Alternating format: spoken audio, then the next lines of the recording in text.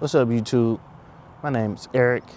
I'm a gardener in Memphis, Tennessee, Zone 7B or 8A, depending on who you ask. Started this channel just to show that you can grow in small spaces. For me, I live in a zero lot location, a housing community that's zero lot, and it does not have any backyard, so we really have to grow in your front yard. We don't have side yards. It's a private drive in the back with a garage. But a couple years ago, I decided to start gardening. I had a lot of lush plants on the front of my house, and they got burned in a deep freeze back in 2019, I think. A couple years later, I tried to put some stuff in the ground, and that didn't work. So I got a little serious about it in 2024. Then 25, I actually got some real grow beds and expanded out to a few parts. I had a drip system back then, but I expanded that as well, and we'll talk about that later. But just wanted to start this channel talking about my journey in gardening. Got my love of gardening from my mom, but we're not here to talk about me. Let's take a look at the garden. First, we'll start off with the grow bags. Then we'll go to the raised beds. The intent for this channel is for people in my area to actually grow along with me. One thing I found on YouTube is I can find a lot of people that's growing in Florida, or is growing in Arizona or California, but nobody was really growing anything in my area that I can kind of keep up with, look at their progress compared to my progress. You know, just somebody you can relate to, I guess. I will add this: when you're growing in a location where you have to grow in your front yard, there are a couple things you have to watch out for. You got environmental issues, pest pressure, shading that you can't control. And you also have to make it look good. You got neighborhood pests you got to worry about, neighborhood kids that you have to worry about, you know, making sure they don't get hurt or mess with your garden or anything like that. But haven't had any big issues. We'll take a look at what I have. We'll start first with the grow bags. Let's go take a look at them. All right, here are my grow bag setup for this year. Now, last year I did have a few grow bags out here, maybe about 5, but this year I'm expanding them to 10 total grow bags, not including those in the back there.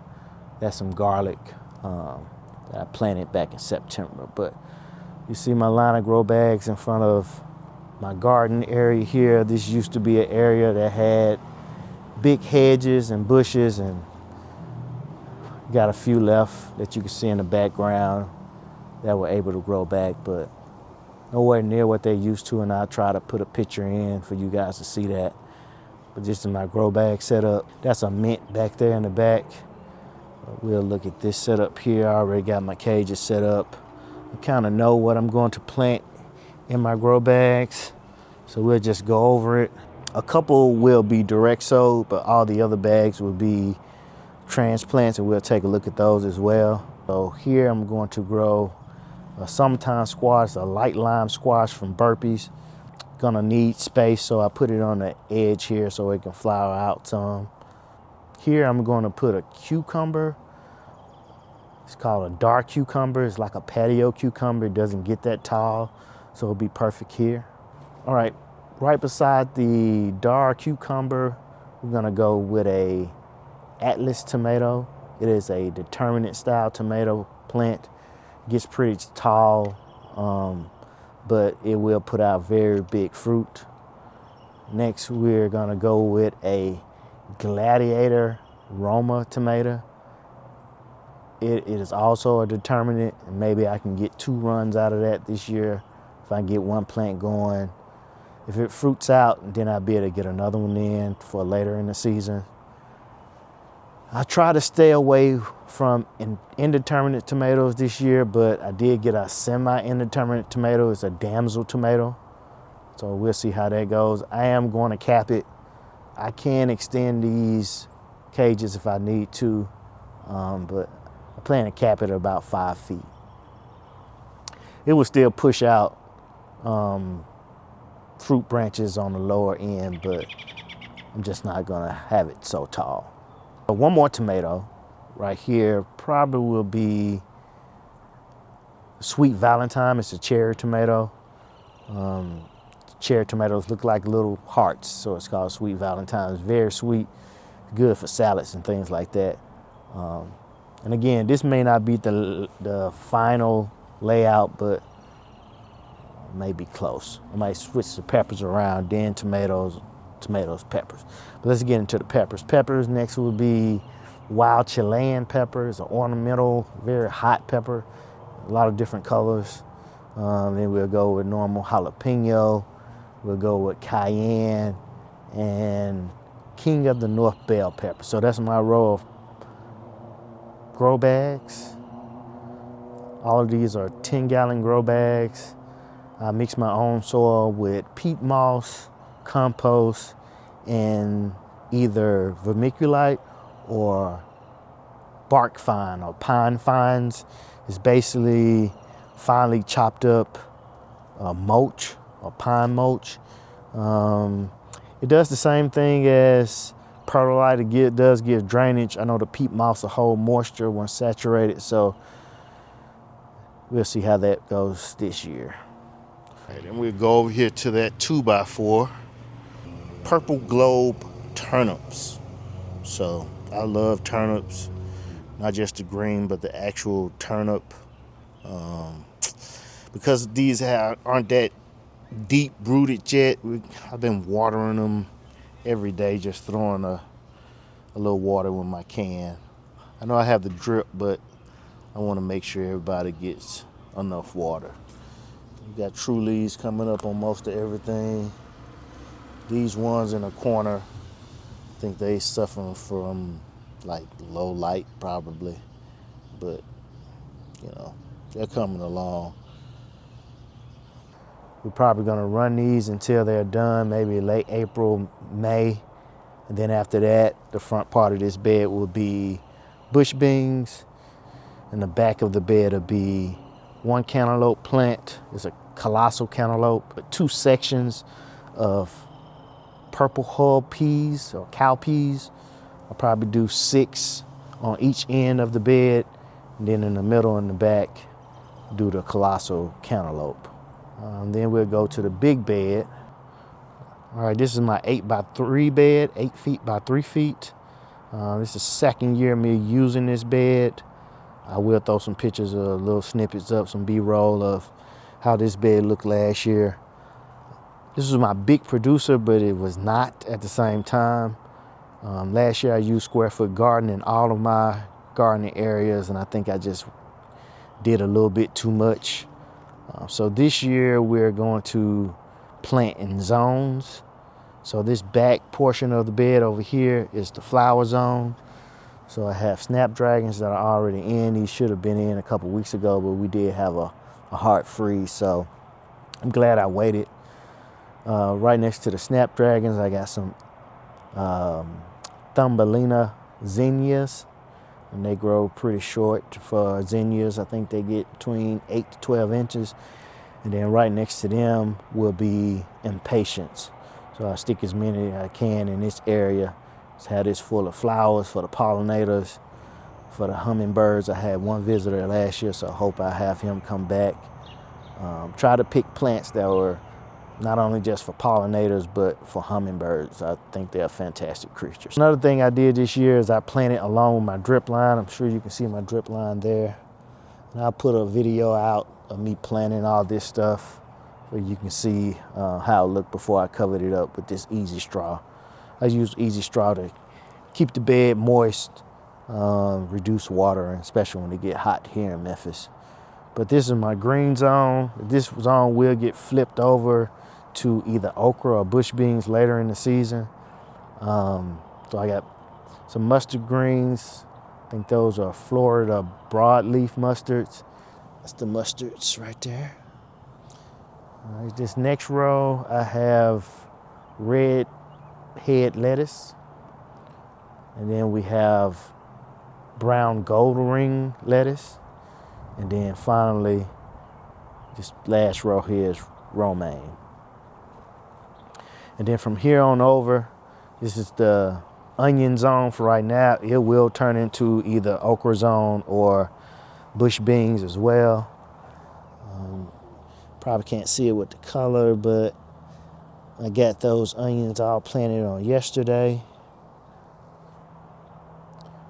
So they got a little flop, but just a little transparent shock. They'll perk up here in a minute. I got about 45 onions in this 3x3 section.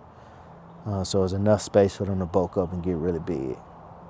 One thing I'm doing this year, no liquid fertilizer, all granular fertilizer. Save me time on my weekends.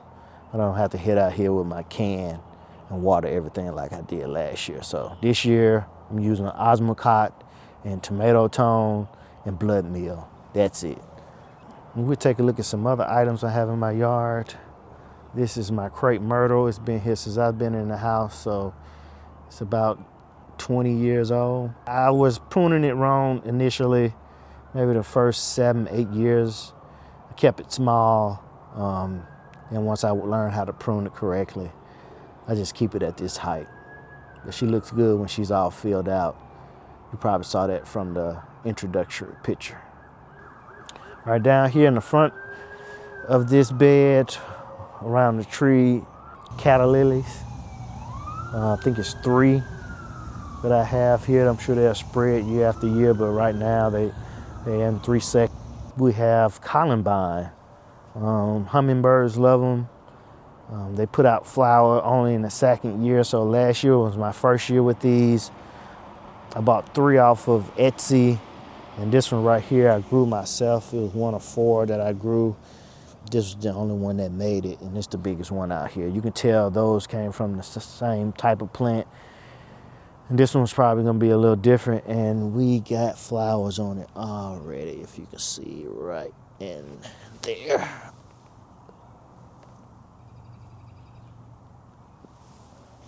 And I think we got some flowers over here as well. So it's starting to bud, which is great. Our weather's starting to warm up a little bit, so look forward to those flowering. Look at the pretty colors that that's gonna put out. And then we have a rose bush. This rose bush is about 11 years old. I just recently pruned it, maybe about a month ago. She is doing well. We bought this in remembrance of my late grandmother. Here we have a longevity spinach. I bought this one off Etsy as well with 3 plugs. I was able to save one. I kept it in a pot all growing season last year, and I put it inside under some grow lights to keep it alive. What I'm gonna try to do is propagate off of this and maybe transfer a couple plants into the 8x3. Mom passed away a few years ago, so we bought this rose bush for her. We're just waiting to find a good pot to put her in. We're not going to put this one in the ground, but she has done well. This is our 2nd year with her. I think we bought this last year, but I pruned it lightly. She's doing well. And then this is a lemon tree. I know it looks sad, but I didn't get it under light on the inside as quick as possible. Yeah, she flowered on the inside. She actually had fruit growing. Then when I started transitioning her outside, she couldn't support it. She was losing leaves. We still have green stems, so I know she's alive. And then those 2 leaves popped out, but she just needs time to recover. I think this is my 2nd year with her. We got a few lemons last year. Hopefully get more this year. I gave her some fertilizer, some citrus fertilizer, so she should be pretty good. And then this is a store-bought pineapple plant.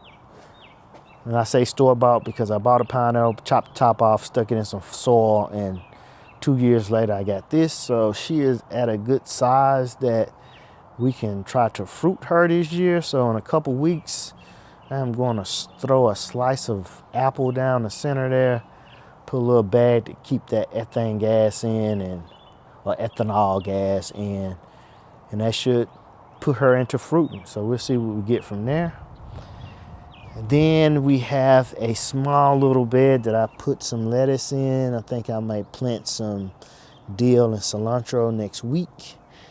This is Tom Thumb and Little Jim. These are small lettuce heads, like a romaine lettuce, but they produce a small lettuce head. I tried this on the inside, didn't do so well. I think that was more me with fertilizing, but we'll try to get better with that. All right, and lastly, we have my 2 Rose of Sharon trees. Rose of Sharon is really just a hibiscus that you can form into a tree. Hopefully you can see that. Try to get out here and get another angle of that. This one we had about 25-degree temperatures last couple weeks. She was growing out with that early spring that we had, and I thought I covered her up, but I didn't do a good job. So she lost all that green, but she's probably still gonna push out.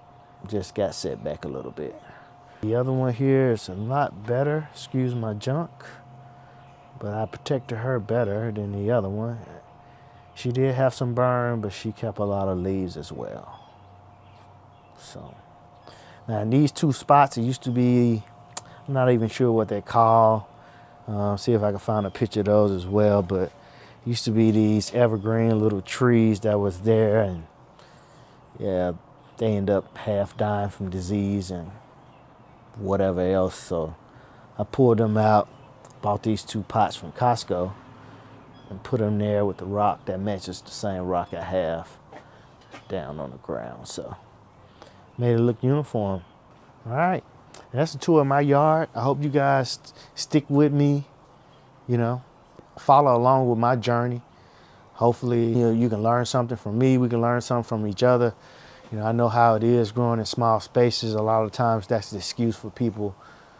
I can't grow and have enough space. Well, we're gonna make that not an excuse going forward. So I get better at these videos as we all get better at gardening. Like, comment, please subscribe. I try to grow this little community of small front yard gardeners, or backyard or balcony or whatever you have. We'll talk about things you have to think about with front yard gardening. You just can't throw up anything. You gotta look nice. So we're gonna get through it together. I appreciate you guys. Enjoy the rest of your day. Peace.